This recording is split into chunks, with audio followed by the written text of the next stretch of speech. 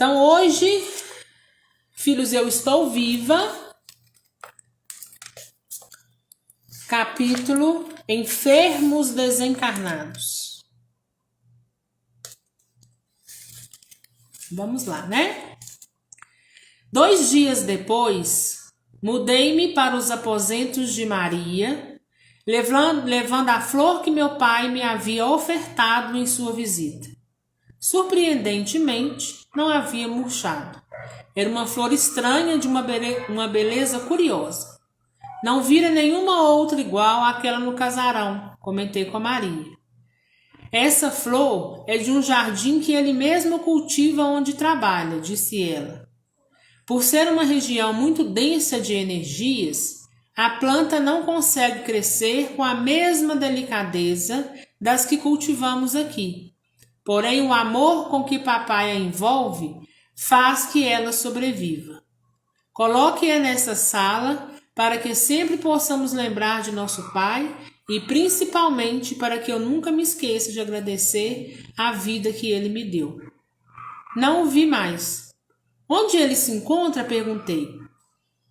Numa região do umbral muito próximo das trevas. É um lugar de muita dor. Papai trabalha como ajudante dos socorristas, mantendo naquele ermo triste uma pequena casa de refazimento. É um pequeno posto avançado, pronto para receber quem necessita de ajuda. Deve ser um lugar muito triste, falei penalizada. Triste é o local onde está situado o pequeno posto da paz, mas o atendimento imprescindível que os necessitados ali recebem significa semente da cura para muitos espíritos em desequilíbrio. Nosso Pai está resgatando com rapidez e alegria muito tempo perdido em que vagueou após a morte. Então é muito comum, né, gente? Nós já vimos aqui em outras oportunidades que é muito comum as pessoas que vão para o umbral, são socorridas, depois voltam como trabalhadores, né? E trabalhar nessas regiões densa e pesada despende-se muita energia, ou seja, né? O labor naquele lugar é muito mais intenso, né? Então, por isso que se resgata, né? Igual ela fala aqui no final, ele está resgatando com rapidez e alegria muito tempo perdido, né? Resgata-se muito porque se trabalha muito também, tá?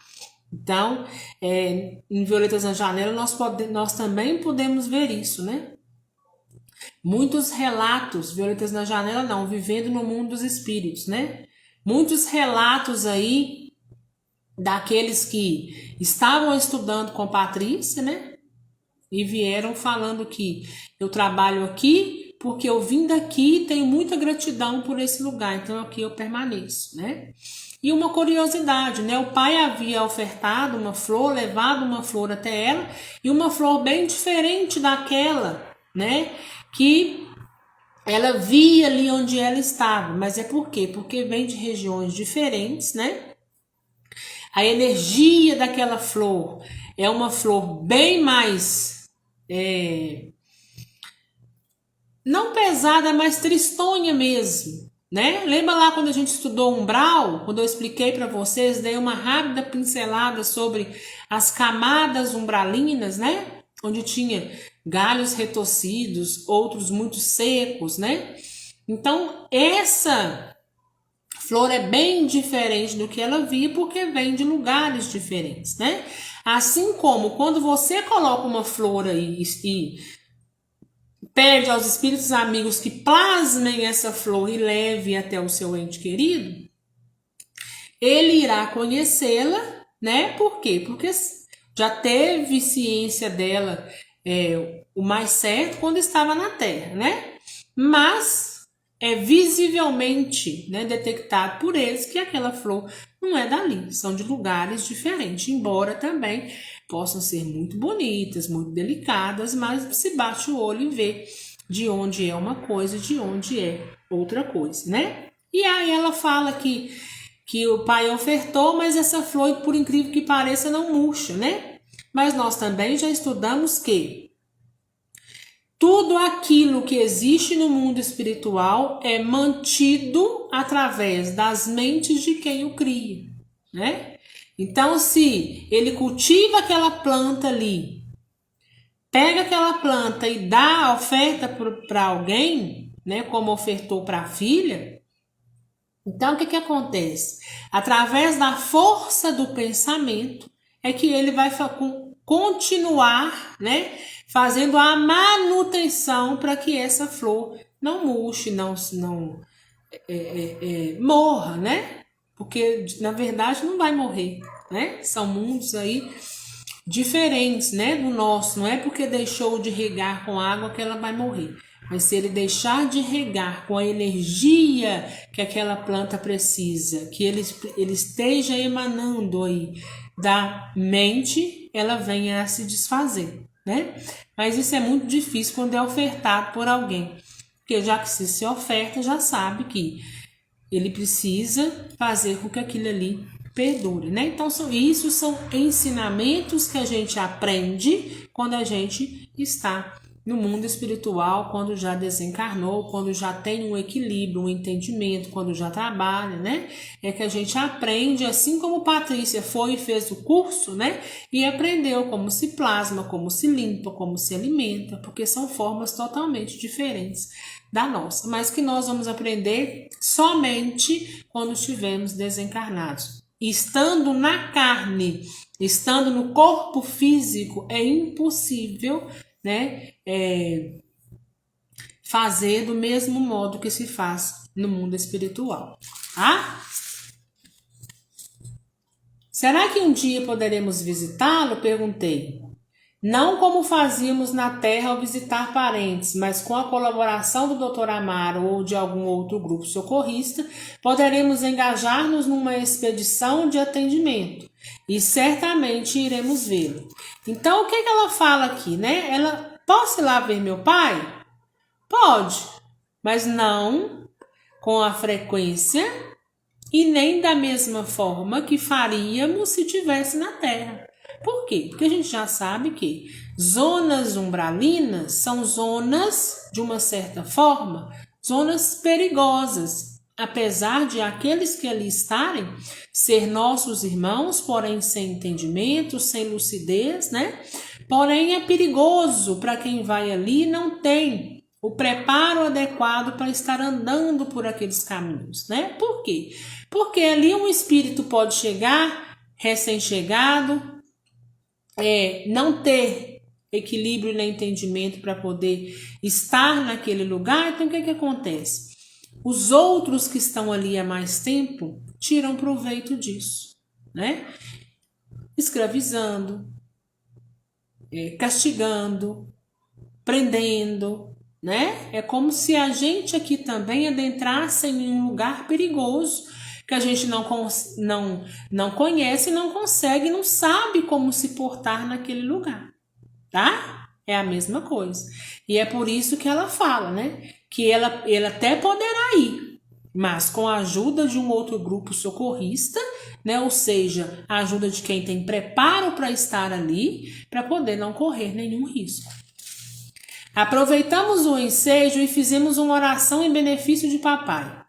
Um pouco mais tarde, recebi a notícia de que irmã Serena me esperava para deliberações a respeito do meu pedido de trabalho. Tímida e esperançosa, fui ao encontro dela. Achei que iria para sua sala, mas fui levada a uma enfermaria ampla e arejada. Um perfume de flores invadia o ambiente e ajudava a relaxar. Enormes janelas abertas para o jardim permitiam que os raios solares banhassem o local. Todas as camas com lençóis alvíssimos eram adornadas com rendinhas na cabeceira. A sensação agradável causava bem-estar, porém em alguns leitos jaziam seres que nem pareciam humanos. Alice, solícita, explicou que eram irmãos recém-chegados do umbral, zona bem próxima ao casarão. Evitei a curiosidade com muito custo. Pensei que eles deveriam ter desencarnado em algum acidente horrível. Então, qual que é essa primeira impressão que ela tem, né? Para nós aí que já somos estudantes, né? há mais tempo. Então, por que que eles têm essa aparência, né? Não só porque estão vindo do umbral, mas por estar ali naquelas zonas um determinado período de tempo, o que que acontece? Deteriora-se o perispírito, então fica irreconhecível, né? Como ela fala aqui, que parece que nem humanos são, né? Mas aí ela explica que são recém-chegados do umbral, né? Mas aí, quando tem uma aparência que foge um pouco da aparência humana, o espírito não é mais humano, mas leva a aparência que tinha na última encarnação. Nós já vimos isso, né? Então, se ele vai com uma aparência deteriorada, é porque o perispírito também está deteriorado, necessitando aí também de reparos, tá? São irmãos acidentados em seus sentimentos, suas emoções desequilibradas e pensamentos desgovernados. Era irmã Serena que se dirigia a mim com um lindo sorriso. Como vai, Teresa? Bem, respondi tímida, evitando pensar em algo tolo por medo de ela ler meus pensamentos. Aproxime-se. Ela atendia uma senhora chorosa. Esta é Joana, nossa nova paciente, a qual Jesus caridosamente permitiu que pudéssemos trazer para o nosso casarão. Eu quero ir para casa, a velhinha falava tristemente. Aguarde, irmã, em breve nós estaremos providenciando sua visita ao lar. Por enquanto, a senhora precisa repousar e alimentar-se, falava bondosamente irmã Serena. Eu não quero, eu quero ir embora.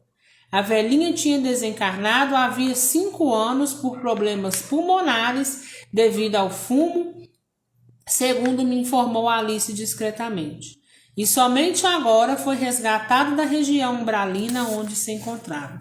Então, olha lá, né, gente? Não achem vocês que é porque é idoso, né? E tem aí pensamentos ou atitudes inadequadas que não vão aí para as zonas umbralinas, né?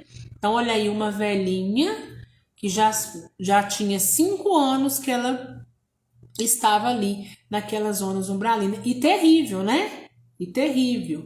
Porque vai levando todos os resquícios.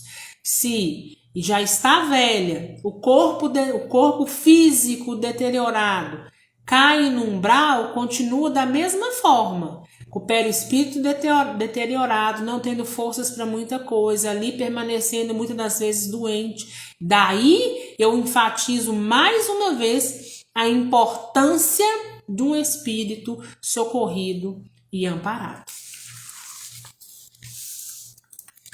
Joana teve acessos de tosse e vomitou uma gosma escura. Foi prontamente atendida por irmã Serena. Fiquei surpresa por ver a dirigente do casarão em tão humilde tarefa, mas silenciei. Dê-me um cigarrinho, Joana pediu olhando para mim. Bem que se eu tivesse, daria para você, mas aqui não vi ninguém fumando. Respondi, lembrando que, depois que desencarnei, não havia sentido vontade de fumar. Quem é você? Ela perguntou. Meu nome é Teresa. Eu quero voltar para minha casa. Esses médicos e essas enfermeiras falam que eu morri, mas é tudo mentira. Tudo mentira. Eu não morri. Nem eu. Não estamos aqui conversando? Então, como é que nós podemos ter morrido se continuamos vivas? Você não vai comer? Não. Coma, boba, é gostoso. Coma antes que alguém coma tudo. Você está querendo pegar minha comida? Já que você não quer, eu não vou desperdiçar, não é mesmo? Falei brincando, como costumava fazer com as crianças emburradas. Joana infantilmente arrebatou o prato das minhas mãos e tomou o caldo com rapidez.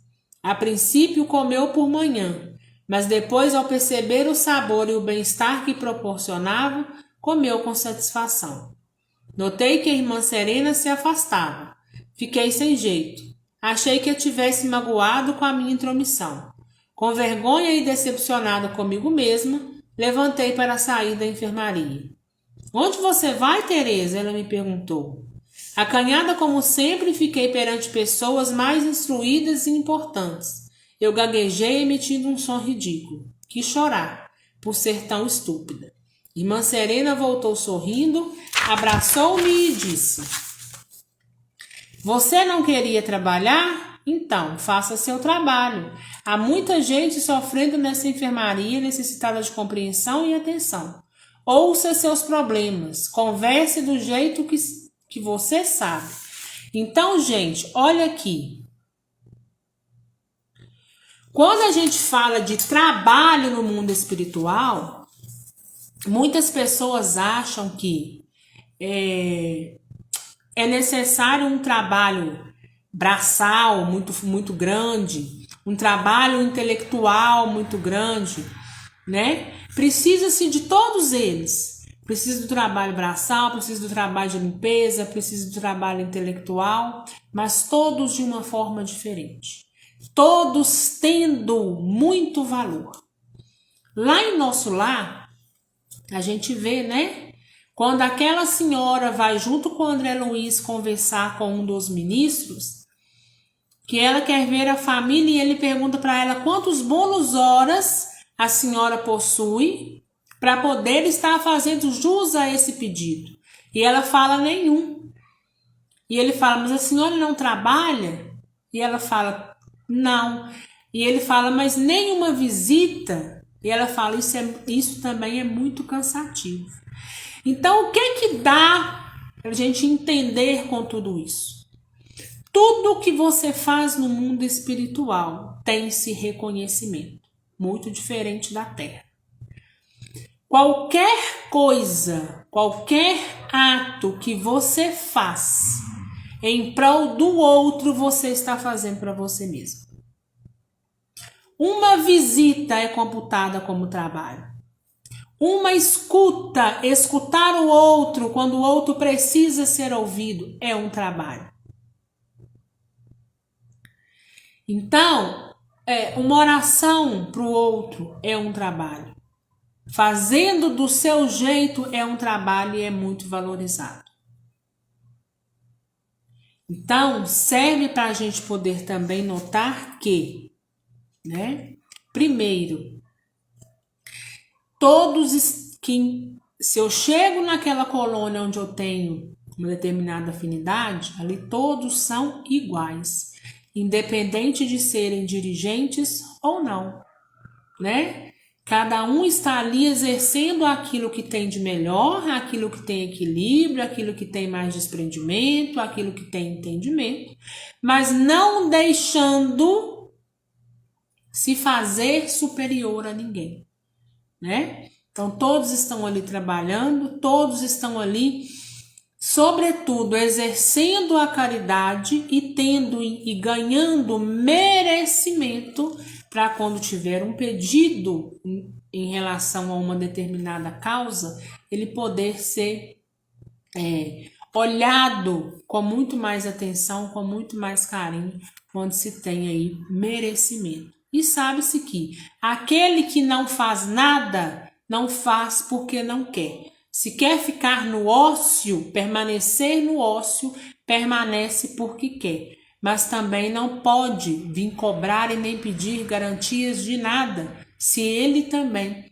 não despende nada. Tá? Ajude-os a se alimentar, a andar, a orar e a voltar a sorrir. Mas a senhora não ficou chateada comigo? Eu chamei você aqui para isso. Sabia que podia ajudar nessa ala e percebo que não me enganei. Fique, nós precisamos de você. Precisam de... Sou eu quem preciso de todos. Não consegui prosseguir devido à voz embargada. Irmã Serena abraçou-me afetuosa. Estou empregada? Perguntei com alegria e emoção, tentando ser mais eficaz. Está servindo na seara do Senhor. E Teresa, somos todos iguais. Ninguém é maior que ninguém. Só Deus é nosso superior. A partir de hoje você ficará aqui conversando com esses recém-chegados, enquanto também se recupera. O que eles mais precisam é de atenção e carinho. D. Obrigada, eu nem sei como agradecer. Agradeço a Deus, mas agora outros afazeres me aguardam. Irmã Serena abraçou-me com carinho e foi-se. Agradeci tanto a Deus em pensamento, já tinha algo para fazer. Se irmã Serena achava que eu era capaz, então eu era mesmo. O doutor Amaro passou por mim e disse, com o seu bom humor característico: Aí, Terezinha, trabalhando? Pois é, irmã Serena acha que eu posso ajudar em alguma coisa. E pode mesmo, Teresa. Todos nós podemos fazer alguma coisa em benefício de quem sofre. Gostei da sua disposição em servir. Então a gente olha também, gente, e fala o seguinte, e tira a seguinte reflexão. Quando nós estamos passando por determinados problemas, quando nós estamos passando por determinadas situações, o que pode nos acalentar muito é estender a mão para o próximo. Já viram aquele ditado? Um amigo me chamou para cuidar da dor dele. Eu guardei a minha no bolso e fui, né? Porque muitas das vezes, quando nós estamos com os nossos corações dilacerados, quando a gente está custando para caminhar, aí vem o outro e nos mostra a sua dor e a gente dispensa um pouco de atenção, vai lá e ajuda. O que acontece? Acaba que a nossa dor, o nosso problema se minimiza muito quando você coloca o seu problema em relação ao outro. E aí quando você vê, já passou, ou se não passou, você tem forças o suficiente, né, para poder superar aquele seu problema que você havia guardado no bolso. E quando você ajuda, o ajudado é você. Não tenha dúvida disso. Porque às vezes a gente fica assim, eu não vou ajudar fulano, fulano não merece, eu não vou ajudar ciclano, eu não vou fazer isso. Faça por você. Eu vou ajudar o outro, se ele está com má intenção, o problema dele não é meu. Se ele está escorregando onde não deveria, o problema é dele, não é meu. Eu sei dos meus atos, eu sei da minha ação. O que o outro faz nas atitudes dele, nas ações dele, é problema dele. Eu quero saber das minhas. Eu quero saber o que eu estou experimentando e dispensando no dia a dia. Porque quando a gente começa, né, olhar para nós mesmos, fazer as nossas reflexões, a gente esquece um pouco de apontar o dedo para o outro, de enumerar os defeitos dos outros e começa a refletir sobre nós mesmos. O que eu quero para a minha vida hoje? O que eu quero experimentar a partir de agora? Né? Então, as coisas que a gente quer experimentar, a gente precisa plantar. Né? E esse plantar, muitas das vezes, né, durante a nossa caminhada, durante algumas paradas pelo caminho, inclui-se estender a mão para que lá na frente uma mão seja estendida a nós. Não que nós estamos fazendo esperando algo em troca, mas nós estamos fazendo para que não o outro que nós recorremos nos socorra, mas que Deus nos socorra, que Deus seja justo e coloque no nosso caminho uma luz no momento em que nós precisarmos, assim como nós fomos luzes na vida de alguém um dia. Doutor Amaro, para mim é uma bênção ter o que fazer. Fui acostumada a trabalhar desde menina. Não consigo ficar parada feito morta. Opa, falei bobagem. O doutor Amaro deu uma risada gostosa. Você é muito engraçada, Terezinha. No futuro, quero você do meu lado nas caravanas de socorro. Prepare-se, ele falou e saiu repetindo em meio a risos. Parada feito morta. Eu estava muito feliz. Joana entendeu-me seu prato e disse: comi tudo. Estendeu-me seu prato e disse: comi tudo. Muito bem, agora quero dormir. E depois vou para minha casa, ela disse e fechou os olhos, virando para o lado. O que eu faço? Pensei e olhei ao redor para a enorme enfermaria cheia de pessoas em estado deplorável. Muitos gemiam ainda, sentindo dores da doença que os vitimara.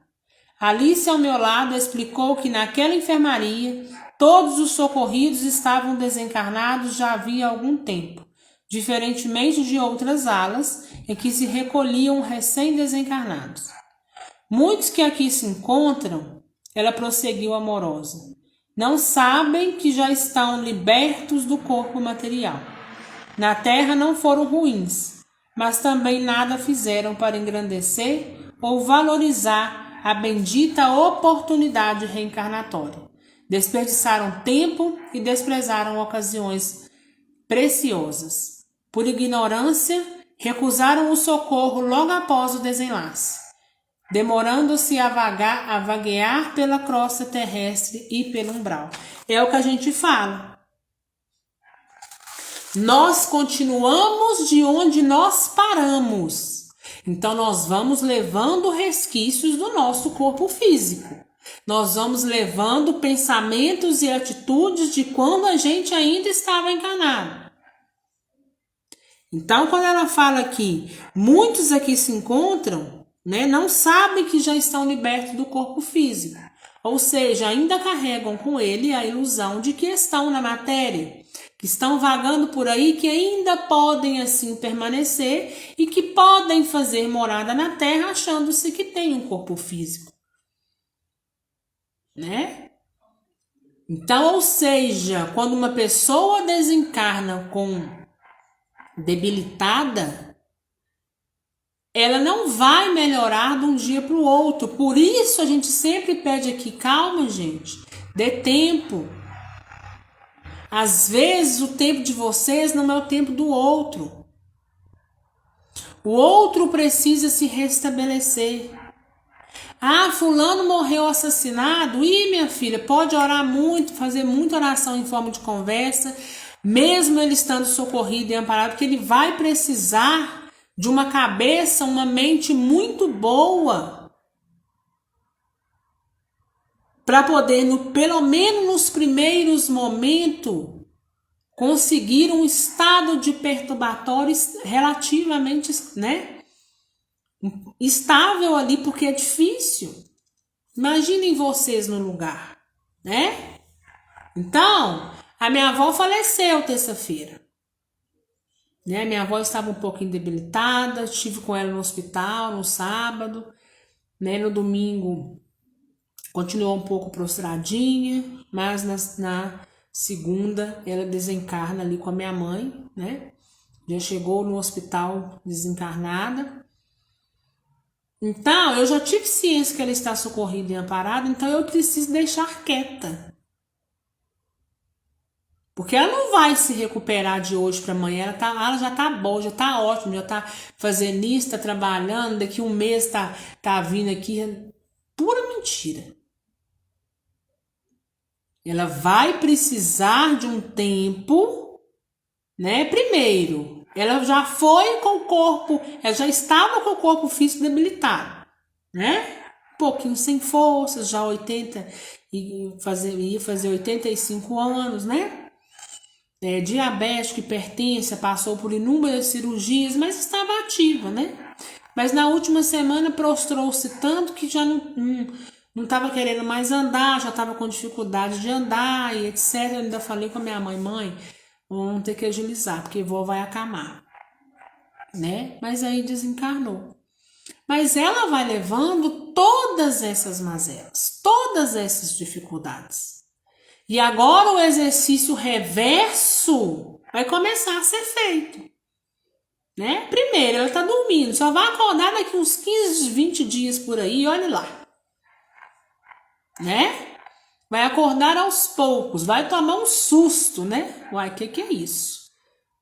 Ela estava um pouquinho debilitada, mas estava conversando, estava falando, E aí ela vai precisar né, de passar por um determinado entendimento, e graças a Deus eu pude falar para ela muita coisa, né, muita coisa. E eu espero do fundo do coração que a hora que ela acordar e começar a recobrar-se a consciência, que ela lembre dessa nossa conversa bem longa. Eu tenho certeza que ela vai lembrar, né? Mas não adianta eu ficar do lado de cá achando que com 1 mês, 2 meses, 3 meses, até mesmo 1 ano, 2, porque tudo depende de cada um. Não adianta eu vir falar, com 1 ano a minha avó já tá aqui, ó, trabalhando, vindo na terra com livre acesso, com isso aqui, que não tá. Né? Não tem nem tempo ainda para poder estudar e ter o entendimento que precisa, o equilíbrio que precisa para poder fazer uma determinada tarefa. Então já tá bom demais, ela tá socorrida, tá amparada, tá se restabelecendo, né? Vai se restabelecer, o tempo vai passando, ela vai caminhando, né? Graças a Deus eu creio que ela não vai ter que fazer reparos nenhum no perispírito, mas ela precisa, né? Ter ciência, ter consciência, sobretudo, eu estou viva, o que morreu é o corpo físico e eu agora posso caminhar, agora eu posso me levantar, agora eu posso fazer determinadas coisas que eu não estava conseguindo fazer. E isso, gente, leva e demanda tempo. É todo um exercício que a pessoa vai fazendo na mente, que ela vai conseguindo caminhar, não é uma coisa que acontece de uma hora para outra. Quando a gente lê aqui nos livros, a gente acha que tudo aconteceu de uma hora para outra, né? Mas não. As coisas vão acontecendo de forma gradual. Lógico que certas pessoas se recuperam muito mais rápido que outras, né? Isso é fato. Mas tudo depende de cada um. O entendimento que tinha, né? A consciência cósmica de tudo.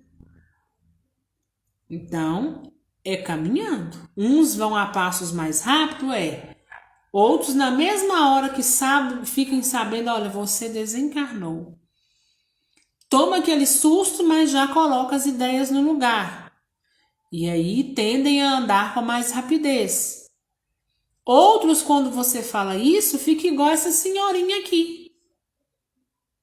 Dizendo, olha, eu já comi, eu vou dormir e vou voltar para casa. 5 anos que ela está nesse estado. Passando pelo umbral e agora na enfermaria, né? Nesse posto de socorro. E aí, após que tinha muito familiar dela naquela época, já tem 5 anos que minha avó desencarnou. Né? Falando dessa senhora, já tem 5 anos que desencarnou. Ela já tem livre acesso à terra. Ela vem aqui, olha para vocês verem a situação que a senhora está. Ela não tem nem consciência do que aconteceu. Como que ela está andando pela terra, com livre acesso pela terra? Né? A gente não pode aceitar aí determinadas verdades, porque a gente sabe, inverdades, né? Porque a gente sabe que não é desse jeito que acontece.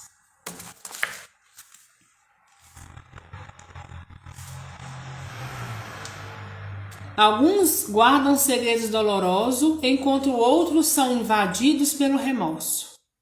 Todos carentes de atenção e amor, pois não podemos julgar os erros e desenganos alheios. Também erramos e desviamos do reto caminho do passado. Estes são irmãos em aprendizado penoso, à espera de nós a um gesto de compreensão e amor. Esta é a sua parte, Teresa. Porquanto medicados, todos já estão pelo Dr. Amaro. Faça a sua parte e não esqueça que, em qualquer momento, Deus é o nosso socorro. Sem os olhos dele, estaríamos cegos e sem destino. Estou pronta para exercer a minha função nessa enfermaria. Agradeço a Deus a oportunidade de ser útil. Mantenha a mente e o coração em alegria e mãos a obras, disse a linda Alice, sorrindo e saindo do local. E assim a gente encerra mais um capítulo, né, gente? Alguma dúvida? Oi, Maria Tito, boa noite. Oi, Cris, obrigada. A minha avó vive, né? Apesar da perda do corpo físico, eu sei que ela vive, eu já tenho ciência que está socorrida e amparada. Então, a nós nos resta orar, fazer preces edificantes para que ela prossiga, né, ao acordar, que tenha um estado de perturbatório o mais breve possível, porque ela também tinha ciência. Já havíamos falado muito para ela sobre a vida após o desencarne, após a perda do corpo físico, e nós vamos continuar a nossa caminhada na certeza de que o reencontro ele é certo, né? Então, a frase, né, que eu deixei para ela lá no dia do sepultamento, falei: vó, a saudade não será eterna, porque nós temos a certeza do reencontro. O reencontro ele é certo na hora certa para todos nós, para todos nós.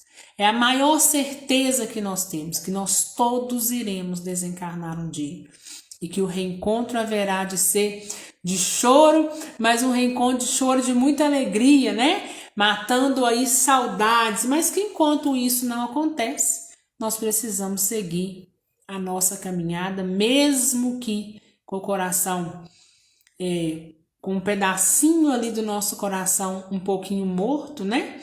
De saudade daqueles que já se foram, mas firmes na rocha chamada Jesus Cristo, porque assim como ela terminou o projeto reencarnatório dela, nós precisamos terminar o nosso projeto reencarnatório e que nós possamos fazer cada dia um pouquinho melhor daquilo que nós fizemos ontem.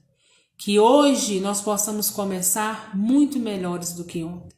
Que ao começar uma nova tarefa, nós possamos iniciá-la muito melhor do que aquela mesma tarefa, igual, idêntica a que nós fizemos às vezes no passado, né?